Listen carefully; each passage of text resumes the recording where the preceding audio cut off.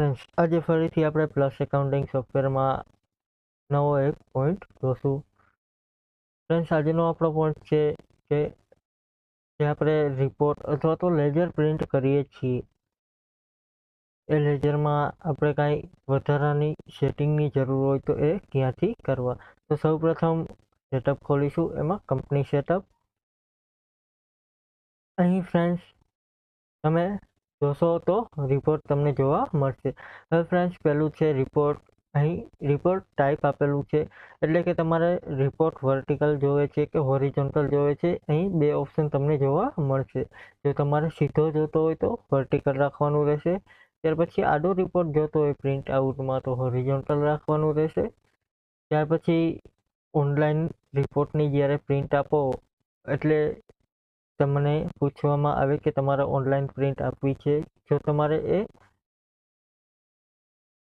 તેનું નોટિફિકેશન બંધ કરવું હોય તો અહીંથી નો કરી દેવાનું રહેશે. ત્યાર પછી અહીં છે friends default output report path, એટલે કે તમે જે રિપોર્ટ પ્રિન્ટ કરો એ ઓટોમેટિક સેવ થાય છે. એ કયા લોકેશન પર સેવ કરવું છે, અહીંથી તમારે તે લોકેશન સિલેક્ટ કરવાનું રહેશે.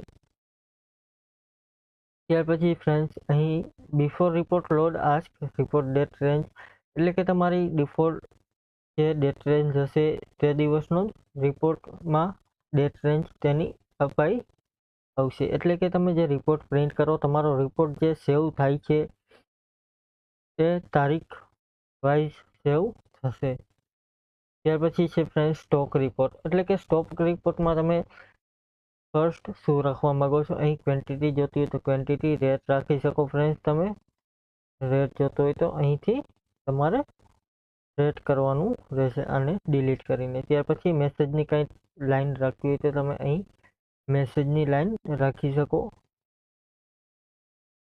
ત્યાર પછી છે ફ્રેન્ડ્સ પ્રોડક્ટ લેજર સેટઅપ, એટલે કે તમે જે પ્રોડક્ટનું લેજરનું પ્રિન્ટિંગ કરો એમાં કાંઈ તમારે સુધારા વધારા કરવો હોય તો અહીંથી એ થઈ શકે. પહેલું છે friends display negative closing amount, એટલે કે નેગેટિવ ક્લોઝિંગ અમાઉન્ટ તમારે શો કરવી હોય તો અહીં યસ કરવાનું રહેશે. ત્યાર પછી અસેસેબલ અમાઉન્ટ શો કરવી હોય તો અહીં યસ કરવાનું રહેશે.